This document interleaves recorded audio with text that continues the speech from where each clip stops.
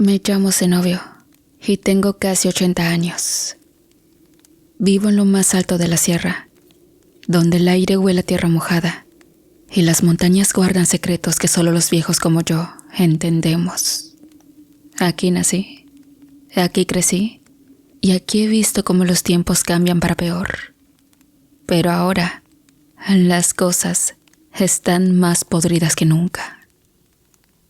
Hace poco, en mi vieja radio, escuché algo que me hizo hervir la sangre. El presidente del norte, ese gringo que no sabe ni hablar con respeto, dijo que va a mandar a su ejército para limpiar las tierras mexicanas, que porque los cárteles han crecido mucho. A los cárteles los conocemos bien por aquí, pero no necesitamos a nadie de fuera que venga a darnos órdenes. Yo sé cómo actúan esos soldados extranjeros. Primero vienen con el pretexto de ayudar y luego ya no se quieren ir. Se adueñan de todo y terminan haciendo más daño que bien. Pero conmigo no van a poder. Déjenme decirles algo. Yo no soy un hombre común. Desde que era joven, sentí que había algo en mí, algo que no tenía la demás gente. La sierra me hablaba, las sombras me mostraban cosas, y los animales parecían entenderme mejor que las personas. Pero bueno, no fue hasta que conocí a un viejo curandero, allá por mis 20 y tantos, que supe qué era eso que sentía. Era poder, y no cualquier poder. No el de un simple rezandero, sino que alguien podía hacer cosas que otros no se atreven ni a imaginar. Ese curandero me enseñó las bases, pero fue la propia sierra la que me convirtió en lo que soy ahora. Me entregué a ella, aprendí a escucharla y a respetarla. No solo estudié plantas y rezos, sino también lo que llaman magia negra, que no es más que el lenguaje de la oscuridad. Pero saben, la oscuridad no es mala, no se equivoquen. Es como un machete, depende quién lo use. Con los años, perfeccioné mis conocimientos, aprendí a usar mi sangre, mi aliento y mi fuerza para mover cosas que otros ni entienden. Con mi magia he curado, sí, pero también he protegido estas tierras de quienes quieren tomar lo que no es suyo. La sierra es mi hogar, y no pienso quedarme de brazos cruzados, viendo cómo esos gringos traen su maquinaria de guerra y sus botas sucias para pisotearla. Estos días he pensado mucho en cómo prepararme. Aún no han llegado, pero el aire ya se siente raro, como si las montañas estuvieran inquietas. Algo viene, lo sé. Por eso he sacado mis cosas. Las velas negras, los cuarzos, los cuchillos y los amuletos. Todo lo que necesitaré si se atreven a cruzar estas tierras. Anoche, mientras encendía una fogata para empezar a trabajar, sentí algo en el aire, algo diferente. La llama de la fogata se alzó más de lo normal, como si el fuego mismo estuviera vivo. Las sombras de los árboles parecían moverse, aunque el viento estaba quieto. Cerré los ojos y hablé con la sierra. Le pedí su fuerza. Cuando los abrí, vi algo en las llamas.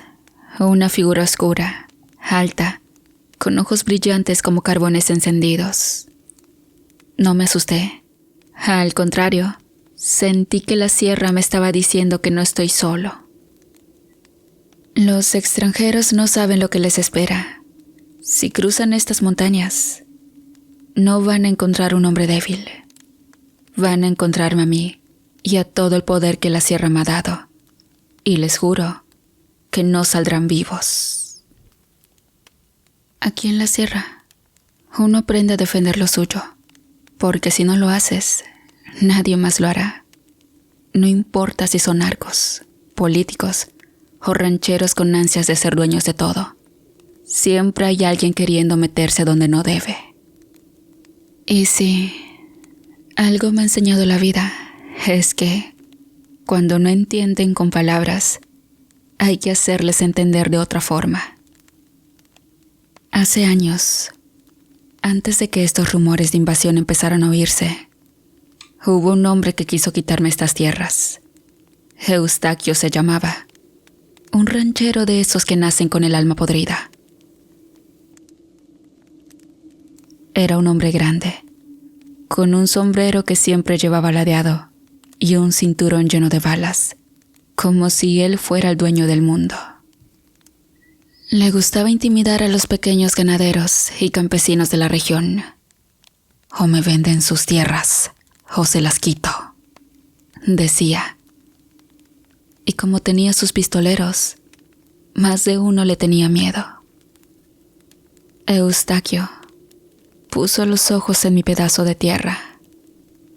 Zenobio ya está viejo. Andaba diciendo por ahí, no tarda en morirse, mejor que me venda de una vez. Pero yo nunca le tuve miedo, ni a él, ni a nadie. Cuando vino a verme, montado en su caballo y rodeado de 4 de sus matones, me miró con esos ojos de víbora que tenía y soltó. Don Zenobio, nomás vengo a avisarle que estas tierras ya no le pertenecen. Me le quedé viendo tranquilo, sin decir nada. Ese tipo de hombres no aguanta el silencio. Se empieza a retorcer como si trajera fuego en la espalda. Le doy 2 días para que se largue, agregó, sonriendo como si ya hubiera ganado. Yo me reí. Fue una risa seca, de esas que te salen de puro coraje. Vas a arrepentirte de haber venido aquí, Eustaquio, le respondí, mirándolo a los ojos. Eustaquio se fue carcajeándose, pero yo ya sabía lo que tenía que hacer. Esa noche, cuando la sierra se cubrió de oscuridad y el viento comenzó a soplar entre los árboles, fui al lugar donde guardo mis cosas. Saqué un machete viejo, no para pelear, sino para trabajar. También un puñado de tierra de mi terreno, un frasco de sangre de sopilote y una figura tallada en madera. Un nahual que había preparado años atrás para emergencia como esta. Me fui al claro donde siempre hago mis trabajos importantes. Allí encendí una fogata y comencé el ritual. La sangre del sopilote cayó sobre la figura, mezclándose con la tierra de mis tierras. Y mientras murmuraba las palabras que aprendí hace mucho, sentí el aire volverse pesado, como si algo grande estuviera por despertarse. La figura de madera empezó a arder sin quemarse, y su forma pareció moverse, como si tomara vida. No fue inmediato, pero en cuanto terminé, supe que el mensaje estaba dado. El nahual estaba suelto. A la mañana siguiente, un chico de un rancho vecino vino corriendo con la cara blanca del susto. Me dijo que, en la madrugada, en la hacienda de Eustaquio, había algo pesado. Nadie sabía bien qué, pero había gritos, disparos y sangre, mucha sangre. Eustaquio y sus hombres habían sido encontrados hecho pedazos, como si los hubiera destrozado un animal enorme. Los cuerpos estaban irreconocibles, pero todos sabían quiénes eran por el lugar donde los hallaron. Un vecino, el que se atrevió a entrar primero, contó que las paredes estaban manchadas con arañazos tan profundos que parecían hechos por cuchillas gigantes. Dicen que lo último que escucharon los hombres fue un gruñido, algo que no era de este mundo. Los perros del rancho estaban aterrados, metidos bajo las mesas, temblando como hojas. Nadie sabe cómo fue exactamente, pero yo sí. El nahual había cumplido su trabajo. Después de eso, la gente empezó a entender que conmigo no se juega. A los muertos no se les llora porque, si bien no merecían morir así, ellos mismos buscaron su destino. Pero más allá del miedo que les causó lo que pasó, lo importante es que las tierras quedaron en paz. Ahora, mientras escucho sobre estos gringos que quieren cruzar la frontera con sus armas y sus uniformes, recuerdo a Eustaquio y a sus hombres. Ellos también pensaron que eran intocables, pero el poder de la sierra es más grande que cualquier hombre armado, y quien se mete conmigo, se mete con todo lo que ella me ha dado. Si se atreven a venir, aprenderán esa lección por las malas, como lo hizo Eustaquio. Les voy a contar otra ocasión donde unos cabrones quisieron venir a hacerme un problema en mis tierras. La verdad, que donde vivo ha sido muy codiciado por mucha gente, pues además de parecer un paraíso, está escondido de todo, y tengo muchas fuentes de agua cercanas. Creo que eso fue lo que le fascinó al Chilo. Era una tarde calurosa cuando aparecieron en el camino, levantando polvo y haciendo ruido como si quisieran anunciar su llegada a gritos. Eran 6. El líder, un tal Chilo, era un hombre flaco, pero con una mirada que te picaba como espinas. Tenía una sonrisa torcida y una voz chillona que hacía que sus órdenes sonaran como burlas. «Don Zenobio, venimos a hacerle una propuesta», me dijo, mientras acomodaba el cinturón lleno de balas y me miraba con desprecio. «No tengo nada que negociar con ustedes», le respondí, cruzando los brazos. Chilo soltó una carcajada. «No se equivoque, viejo. Esto no es una negociación. Nomás le aviso que estas tierras ya no son suyas. Las necesitamos para nuestros negocios. Usted sabe, no queremos problemas. Pero si no entiende». El silencio se hizo pesado. Sus hombres lo rodeaban, riéndose entre dientes. Yo los observé, uno por uno, memorizando sus caras. Ellos no lo sabían, pero ya estaban muertos. Esa misma noche, me preparé. El ritual sería diferente al que hice con Eustaquio. A estos no los iba a destrozar un nahual. No, a estos los iba a hacer enfrentarse a sí mismos, a sus miedos, a su codicia. Abrí mi maleta de trabajo, saqué unos frascos con tierra de cementerio, plumas de cuervo y un espejo negro que siempre guardo para casos como este. El trabajo empezó al amanecer. Me senté frente al espejo, encendí velas y comencé a murmurar las palabras que aprendí de mi maestro, allá en mis años jóvenes. Mientras hablaba, cada nombre de esos hombres resonaba en mi mente como si estuvieran parados frente a mí. Chilo, el líder; Macario, su mano derecha; Lalo, el más joven; y los otros 3 que no valían ni un apodo. El poder del espejo negro es especial. Es como abrir una puerta a lo más oscuro de uno mismo, y ellos no tenían idea de lo que estaba por venir. Esa misma tarde empezó el efecto. Me llegaron rumores desde el pueblo. Uno de los hombres, Lalo, el muchacho, había empezado a actuar raro. Decía que escuchaba voces por las noches que lo llamaban por su nombre desde la oscuridad. 2 días después, lo encontraron suspendido sin vida de un árbol en el rancho donde estaban.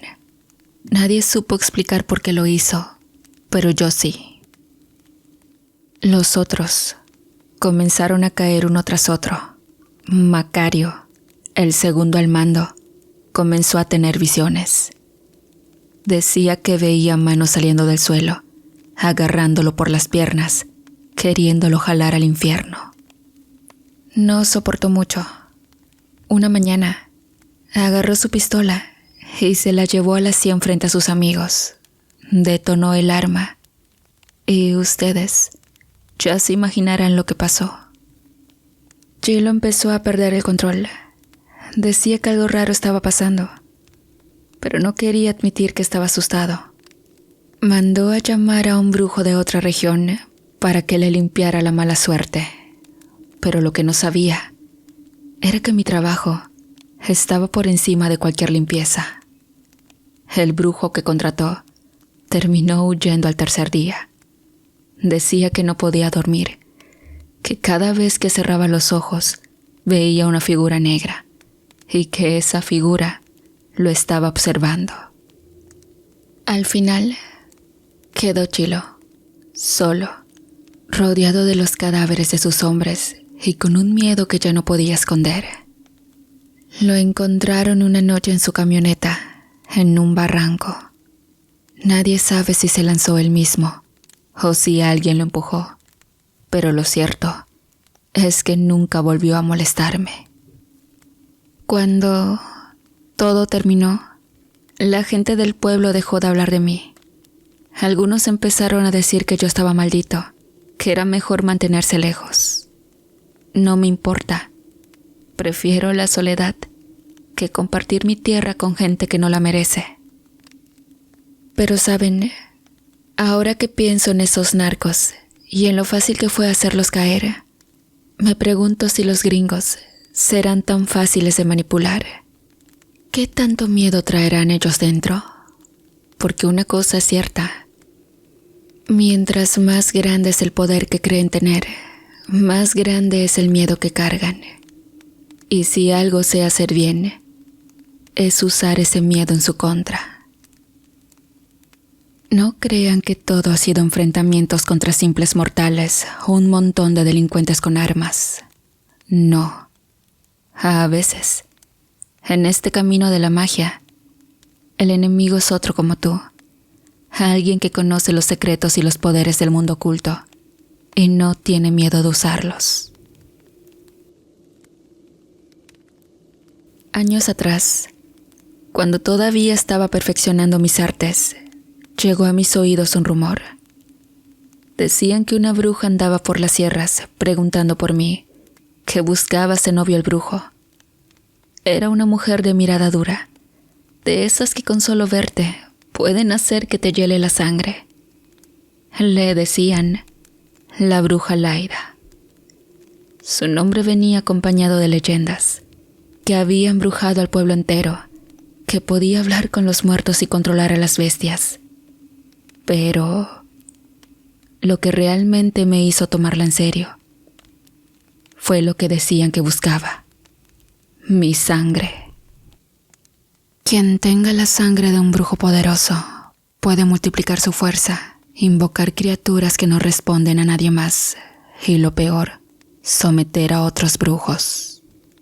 Eso lo había escuchado desde siempre, pero nunca pensé que alguien lo intentaría conmigo. Una tarde, mientras trabajaba en mis cosas, sentí un escalofrío en la nuca. Los perros que tengo por aquí, siempre tan alborotados, estaban callados, como si alguien les hubiera arrancado la voz. Salí a ver qué pasaba, y ahí estaba ella, parada a unos metros de mi casa. Era una mujer alta, con el cabello negro y largo como un río de tinta, vestida de blanco, con una expresión que mezclaba rabia y desafío. «Así que tú eres el novio», dijo con voz tranquila, pero firme. «Vengo por lo que me pertenece». «Nada de lo que hay aquí es tuyo, mujer. Vete antes de que te arrepientas», le respondí. Sonrió, pero no una sonrisa cualquiera. Fue de esas sonrisas que no tienen alegría, solo malicia. «Tú no entiendes, no tienes opción. Me darás tu sangre o la tomaré yo misma», dijo con odio y luego se marchó. Fue entonces cuando entendí que no había forma de negociar. Esa mujer había decidido venir a matarme y yo no estaba dispuesto a dejar que lo lograra. Pero bueno, esa noche preparé mi defensa. No podía enfrentarla de manera directa. Su magia era tan fuerte como la mía, y cualquier intento de combate frontal sería inútil. Pero había algo que yo podía hacer, y que ella jamás podría prever. En mi altar, reuní lo necesario para invocar a un ser que incluso los brujos temen, el Padre de los Toros. Este espíritu no es cualquier cosa. Es una entidad que gobierna a los toros, esos animales de fuerza y furia pura. Con las palabras correctas, puedes traerlo al mundo y desatar su poder. Pero hay un precio. No distingue entre enemigo y aliado. Cuando llegó la noche, el ambiente ya estaba cargado. El viento soplaba con fuerza y las velas apenas lograban mantenerse encendidas. Murmuré las palabras del conjuro y en ese momento sentí el suelo vibrar. A lo lejos, un bramido profundo rompió el silencio. Era como si la tierra misma hubiera cobrado vida. Al mismo tiempo, Laida apareció en la ladera. Había venido preparada. Traía en las manos un cuchillo de obsidiana y una figura tallada en hueso, ambos objetos llenos de magia oscura. Su risa resonó, burlona, mientras caminaba hacia mí. ¿De verdad crees que puedes enfrentarme?, dijo. Yo no respondí. No hacía falta. Las vibraciones del suelo se intensificaron y de pronto apareció el Padre de los Toros. Una bestia colosal, de pelaje negro y ojos como brasas. Detrás de él, una manada de toros lo seguía, todos con la mirada fija en Laida. La bruja intentó conjurar algo, un escudo o un ataque, no lo sé, pero ya era demasiado tarde. El Padre de los Toros levantó su cabeza y bramó tan fuerte que hasta las piedras parecían temblar. La manada se lanzó hacia adelante, una estampida de pura furia y fuerza bruta. Laida gritó, pero no de miedo, sino de rabia. Luchó hasta el último momento, lanzando hechizos y maldiciones que chisporroteaban en el aire como fuegos artificiales. Pero contra el peso y la velocidad de esos animales, no había nada que pudiera hacer. La vi desaparecer bajo la estampida. Su cuerpo fue destrozado en cuestión de segundos, y cuando los toros finalmente se detuvieron, no quedaban más que jirones de ropa y manchas de sangre en la tierra. Cuando todo terminó, el Padre de los Toros me miró una última vez, como asegurándose de que yo no sería el siguiente.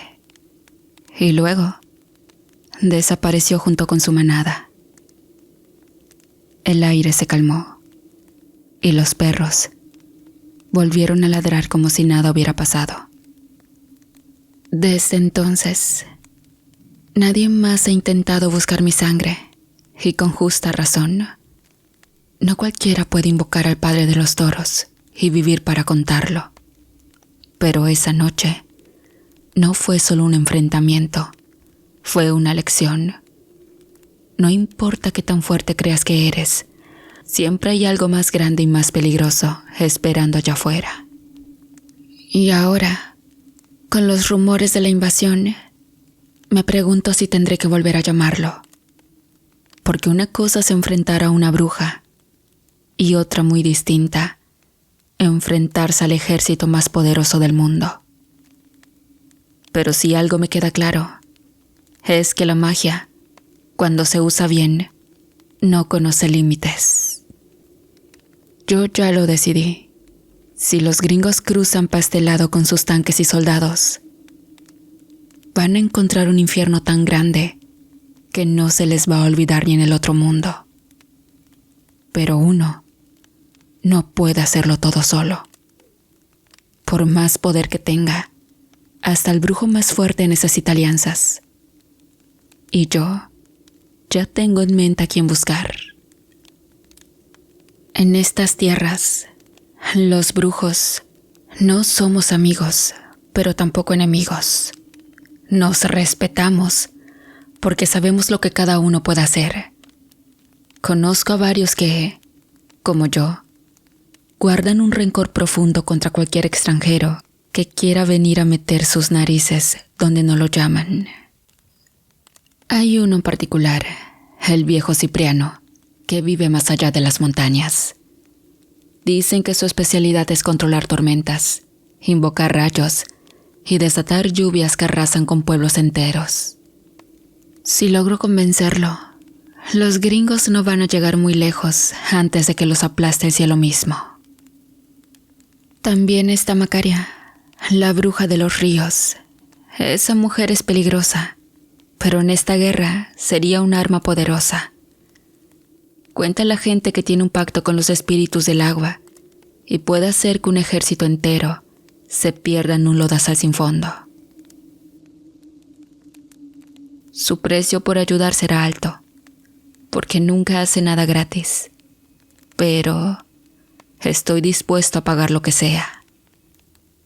Pero saben, desde el principio supe que esto no iba a ser tan fácil.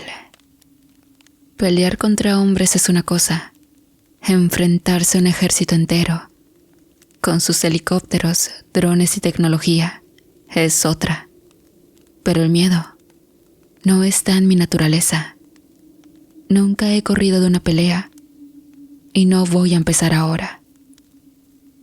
¿Y si te matan, cenobio?, me preguntó una vez un compadre. Le respondí como siempre: si me toca, me toca. Pero antes, me voy a llevar un montón de esos cabrones conmigo. Esa es mi filosofía. La muerte no me asusta, porque sé que cuando llegue, lo hará con honor. Y eso es más de lo que muchos pueden decir. Me tomé un momento para pensar en lo que viene.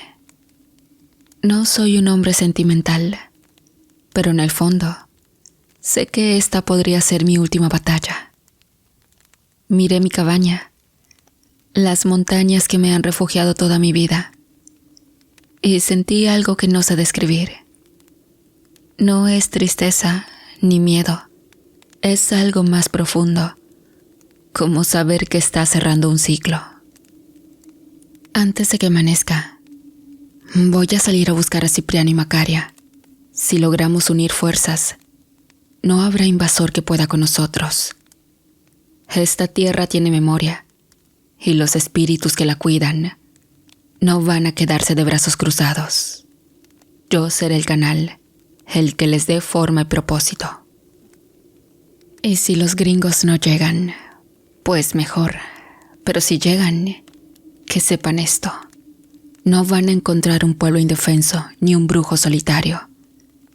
Van a encontrar una sierra despierta, una tierra que los rechaza y un puñado de almas dispuestas a todo para proteger lo que es suyo. Y bueno, así termina esta parte de mi vida. No sé lo que venga, pero de una cosa estoy seguro: el día que los soldados extranjeros intenten poner un pie aquí, esta tierra será su tumba. Porque yo, Zenobio, el brujo de la sierra, no voy a permitir que nadie, ni hombre ni máquina, me quite lo que es mío.